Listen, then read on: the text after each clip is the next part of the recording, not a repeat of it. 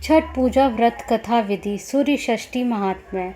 भगवान सूर्य, जिन्हें आदित्य भी कहा जाता है, वास्तव एकमात्र प्रत्यक्ष देवता हैं। इनकी रोशनी से ही प्रकृति में जीवन चक्र चलता है। इनकी किरणों से ही धरती में प्राण का संचार होता है और फल फूल, अनाज, अंड और शुक्र का निर्माण होता है। यही वर्षा का आकर्षण करते हैं और ऋतु चक्र को चलाते हैं। भगवान सूर्य की इस अपार कृपा के लिए श्रद्धापूर्वक समर्पण और पूजा उनके प्रति कृतज्ञता को दर्शाता है।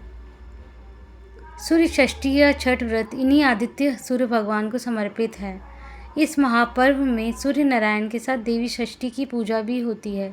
दोनों ही दृष्टि से इस पर्व की अलग अलग कथा एवं महात्म्य है। सबसे पहले आप षष्ठी देवी की कथा सुनिए। तो चलिए सुनते हैं हम कथा। छठ व्रत कथा। एक थे राजा प्रियव्रत, उनकी पत्नी थी मालिनी। राजा रानी निसंतान होने से बहुत दुखी थे। उन्होंने महर्षि कश्यप से पुत्रेष्टि यज्ञ करवाया। यज्ञ के प्रभाव से मालिनी गर्भवती हुई, परंतु 9 महीने बाद जब उन्होंने बालक को जन्म दिया तो वह मृत पैदा हुआ। प्रियव्रत इससे अत्यंत दुखी हुए और आत्महत्या करने हेतु तत्पर हुए। प्रियव्रत जैसे ही आत्महत्या करने वाले थे, उसी समय एक देवी वहाँ प्रकट हुई। देवी ने कहा, प्रियव्रत, मैं षष्ठी देवी हूँ। मेरी पूजा आराधना से पुत्र की प्राप्ति होती है। मैं सभी प्रकार की मनोकामना पूर्ण करने वाली हूँ, अतः तुम मेरी पूजा करो, तुम्हें पुत्र रत्न की प्राप्ति होगी। राजा ने देवी की आज्ञा मानकर कार्तिक शुक्ल षष्ठी तिथि को देवी षष्ठी की पूजा की, जिससे उन्हें पुत्र की प्राप्ति हुई। इस दिन से ही छठ व्रत का अनुष्ठान चला आ रहा है। एक अन्य मान्यता के अनुसार भगवान श्री रामचंद्र जी जब अयोध्या लौटकर आए थे, तब राजतिलक के पश्चात उन्होंने माता सीता के साथ कार्तिक शुक्ल षष्ठी तिथि को सूर्य देवता की मनोकामना की और इस दिन से जन सामान्य में यह पर्व मान्य हो गया और दिनादिन इस त्यौहार की महत्ता बढ़ती गई। वह पुण्य, आस्था एवं भक्ति के साथ यह त्यौहार मनाया जाने लगा। छठ व्रत विधि। इस त्यौहार को बिहार, झारखंड, उत्तर प्रदेश एवं भारत के पड़ोसी देश नेपाल में हर्षोल्लास एवं नियम निष्ठा के साथ मनाया जाता है। इस त्यौहार की यहाँ बड़ी मान्यता है। इस महापर्व में देवी षष्ठी माता एवं भगवान सूर्य को प्रसन्न करने के लिए स्त्री और पुरुष दोनों ही व्रत रखते हैं।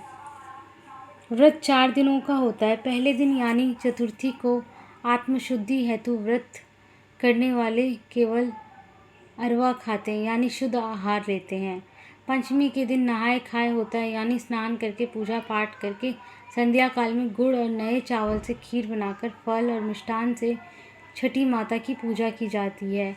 फिर व्रत करने वाले कुमारी कन्याओं को एवं ब्राह्मणों को भोजन कराकर इसी खीर को प्रसाद के तौर पर खाते हैं।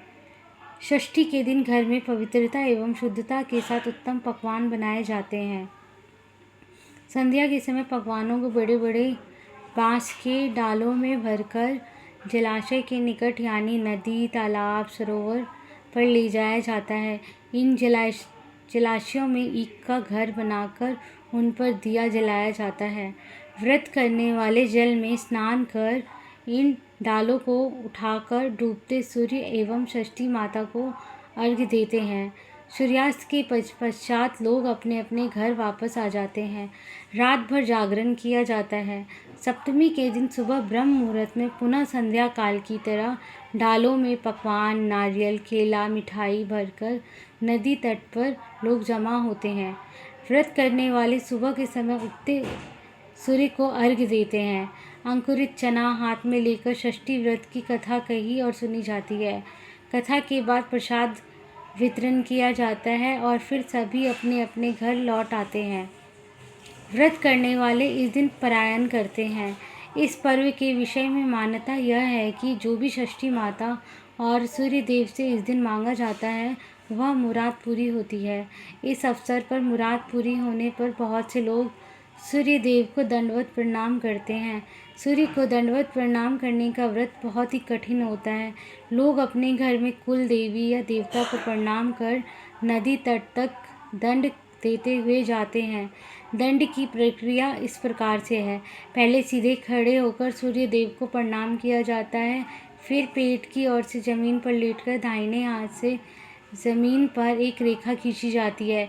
यही प्रक्रिया नदी तट तक पहुँचते तक बार बार दोहराई जाती है।